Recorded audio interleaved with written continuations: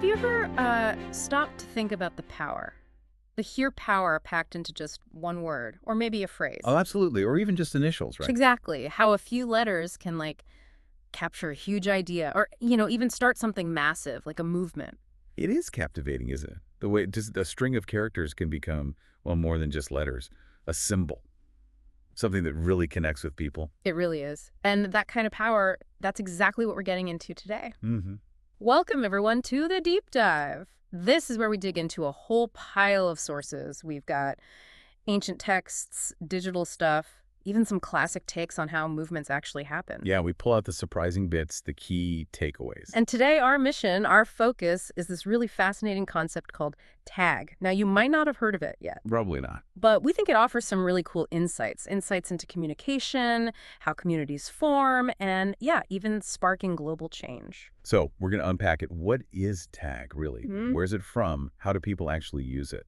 And why should you care, for expressing yourself, finding your people, maybe even starting your own thing? And there's a bit of a surprise, too. You might think, okay, TAG, it's an acronym. Right, like NASA or something? But it's way broader than that. It's actually evolved from like an old philosophy deep in history Wow, okay.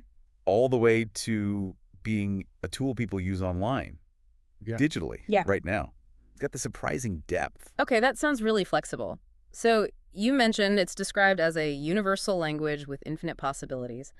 That sounds big. What does that actually look like? Well, yeah, that's the core description they use. Hmm. Think about boiling down something really complex, a big feeling or idea, into just one phrase that hits home Yep. everywhere. Okay. That's the kind of power they're talking about. It's pitched as like your personal toolkit, Uh, a way to express, impress, and progress. so what kind of things? Could be anything, really. Yeah. A personal message, something heartfelt, or, a funny meme that just takes off. A sharp business pitch, a brand slogan that sticks. It's about saying more with less, cutting through all the noise out there. So it's definitely not just a catchy phrase then. It's got more layers. Oh, absolutely. The sources really hammer this home. Mm. TAG is more than an acronym. They say it is a statement, a tool, and a movement. A movement. Okay. Yeah, and also a message, a moment, a mindset. And really importantly, it's presented as a whole philosophy. Right. And you mentioned a foundational philosophy, something about goals. Yes, exactly. Super straightforward, but quite profound. Yeah. Set a goal is get a goal. Set a goal is get a goal. Okay. How does that fit into TAG? Well, it's right at the heart of it. The idea is that just setting the goal, that act itself, that's not just dreaming. It's the first real step, the intention that kicks things off. Okay. And if you connect that to the bigger idea of TAG, it's about giving shape to what's inside your head, your thoughts. TAG lets you turn something internal into something the world can see. It helps you articulate your purpose, your identity, what you believe in, but clearly, creatively. Saying more with less, like you said. Exactly. Distilling your core message. Okay, this is fascinating. With all this potential, where did TAG actually come from? What's the origin story? Well, this is where the story gets really interesting. It apparently goes way, way back. Centuries. Seriously? Yeah, to this sort of legendary figure, a philosopher and scholar named Lord Tagus Aurelius Grandius. Wow, okay. And he supposedly had this vision, a connected world, right, where words, ideas, they could literally build a better future. That sounds pretty ambitious for centuries ago. Totally. And inspired by this vision, he created the Book of TAG. A book of TAG, okay. Their sources call it a masterpiece full of wisdom and insight. And importantly, the first book really focused on harnessing that power of concise, impactful expression. And the goal was? To spread the word. That the power of TAG was the key to unlocking the full potential of humanity. Pretty grand vision. Definitely ahead of its time. Global connection through ideas long before, the internet. Exactly. So then, fast forward many, many centuries. Modern day, Yeah. the story picks up again. The Book of TAG, this ancient text, gets rediscovered. No way. By who? By three friends. And maybe predictably, they call themselves 3TAG. Ah, okay. Makes sense. They apparently found it in an old bookstore, maybe covered in dust, who knows. But the wisdom inside just grabbed them. So they felt they had to do something with it. Totally. Inspired by Lord Tagus, they decided to bring its teachings into our world. But, how do you do that? Translate ancient ideas for today. Yeah, that's the challenge. So they came up with their own interpretation, their own modern TAG. Together aware globally. Together aware globally. Okay, I like that. And that became their mission. spreading tag awareness worldwide, pushing for positivity and unity across the globe. And that, the sources say, is what really sparked the modern tag movement. And you see this playing out now. Yeah, there's this thing called the hashtag TagBack Challenge. It's basically a call to action. How does it work? Simple. Create a tag message, share it with the world, and tag someone to do the same. It's designed to spread the idea organically, person to person. Interesting. Like passing the torch? Kind of. And it brings up a really good question. How do movements like this actually take off? From just a spark. Right. How does that happen? Well, our sources connect this to some fascinating insights from Derek Sivers on movement building. And TAG seems to follow a lot of those principles. Okay, Sivers. I think I know his stuff. The dancing guy video. That's the one. So Sivers talks about the lone nut. That's the leader, right? The first person doing something different. And they need guts, he says. Guts to stand alone and look ridiculous. Exactly. Yeah. But here's a crucial point. Whatever they're doing, it has to be easy to follow. Simple, imitable. Okay, that makes sense. But then, and this is where it gets really interesting, Sivers highlights the crucial role of the first follower. Ah, not the leader, the first follower. Yes. That first person who joins in, they publicly show everyone else how to follow. Think about T.A.G finding that book. Lord Tagus, maybe he's the lone nut with the ancient idea. Right. But T.A.G, they were the first followers for the modern revival. They took the risk, maybe face some, who were these guys, ridicule. And by doing that, they transformed Lord Tagus's old-fashioned, the lone nut idea into a leader again. But for today's world, it's this underappreciated form of leadership. That first follower is the real spark. They ignite the whole thing. That's a great point. Without them, the lone nut is just alone. Exactly. Just alone. So what happens next after the first follower? Then comes the second follower. Sivers calls this the turning point. Why a turning point? Because it proves the first follower wasn't crazy. They did okay. And suddenly, three's a crowd, and a crowd is news. Ah, okay. Momentum starts. Precisely. And Sivers emphasizes the movement must be public. People need to see more than just the leader. They need to see the followers. Why? Right. Because new followers emulate followers, not the leader. You see other people joining, you think, okay, maybe I should too. Right. Safety in numbers almost. Kind of. And eventually you reach the tipping point. That's when joining isn't risky anymore.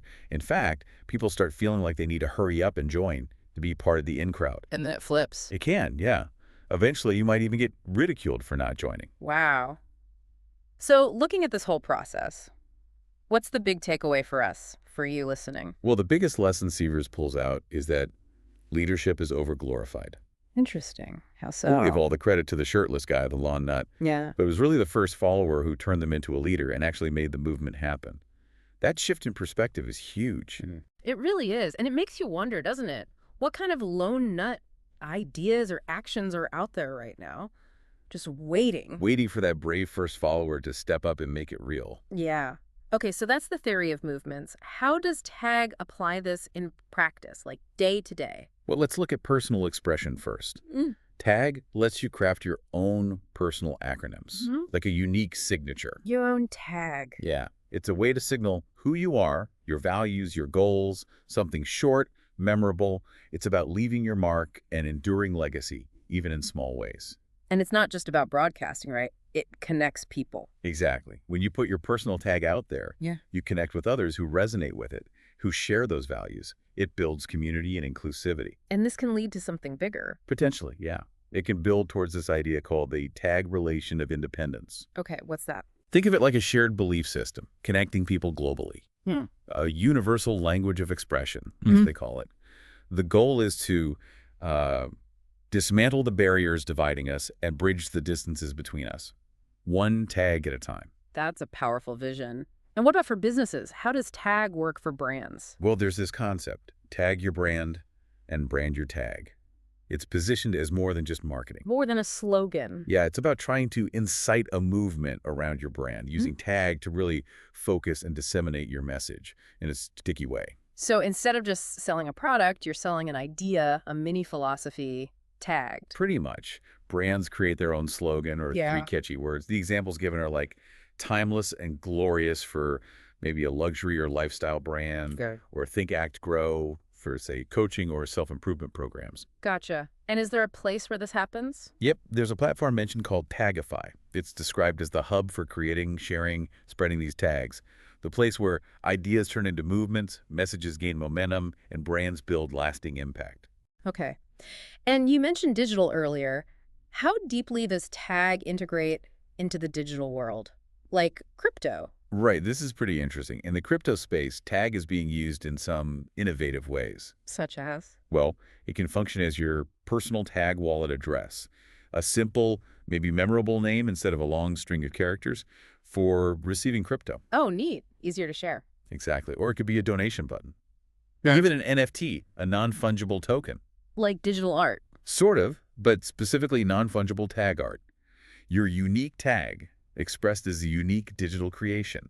It's part of something called the Assets Generator, which sounds like a way for creators to own and maybe monetize their digital tags, a revolutionary development, they call it. Wow. And the metaverse, where does tag fit in there? Well, you can imagine, right? Virtual worlds need ways to communicate identity and ideas. So tags can be used for inspiring messages, humorous memes, quotable sayings, or brand logos on virtual billboards, screens. Or even on your avatar. Yeah, exactly. To make your avatar stand out, attract people with similar interests in these virtual spaces. And it's not just about presence, right? There's monetization.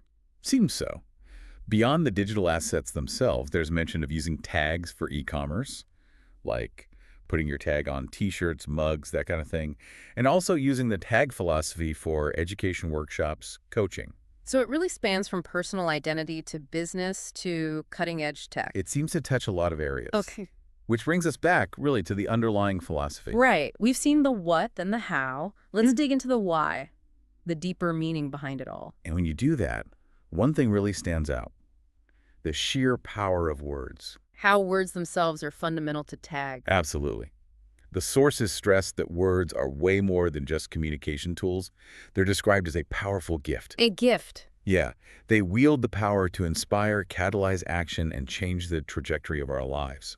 Think about it, even just writing down a goal. Like the set a goal is get a goal idea. Exactly. That act gives the goal form, makes it more real. Words become instruments for manifestation and creation. They help bring desires into being. But there's a flip side, isn't there? There is. Words also hold the capacity to inflict damage, which of course highlights how important it is to use them responsibly, mindfully, for good. It makes you think, how often do we just toss words around without considering their weight? Right. It's a call for intentionality in how we communicate. So, to show how flexible this tag idea is, let's look at some different interpretations people have come up with. Okay. Yeah, there are quite a few examples showing its versatility, like Together Achieving Greatness. That one's all about teamwork, collaboration, diversity, making things stronger. Nice. What else? There's Trust Act Gratitude, which sounds like, believe in yourself, take deliberate action, and appreciate what you have. Good combo. Then take Absorb Grow. That feels very action-oriented.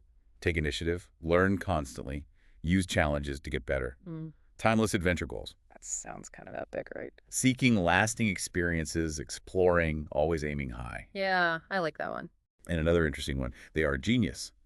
This apparently celebrates people who use tag creatively to empower themselves and others, recognizing that spark of genius and applying the philosophy. That's cool, recognizing the users. And there was a specific story, Gina's story. Ah, yes, True Art Gallery. That was Gina's tag. And she used it to create a real platform, an inclusive space for artists to show their work, build community, a really practical, positive application. It really shows how these tags can become real-world projects. Definitely. And then taking it to another level, there's this concept of the Super NFTAG Collection. Super NFT? Sounds exclusive. It does. It's described as the elite tier.